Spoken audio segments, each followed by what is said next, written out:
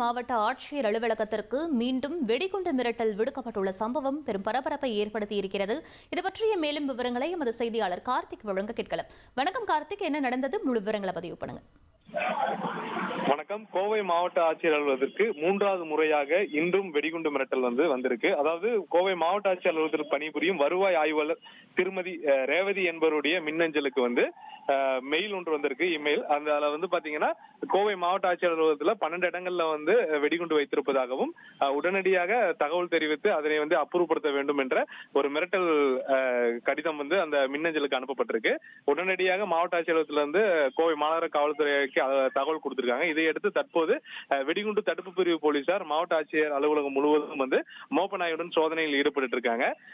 இதற்கு முன்பாகவே கடந்த வாரம் 2 முறை வெடிகுண்டு மிரட்டல் வந்தது. அப்போதும் பரிசோதனை செய்து பார்த்தபோது எந்த விதமான தடயங்களும் எதுவும் இல்லை தெரிந்தது.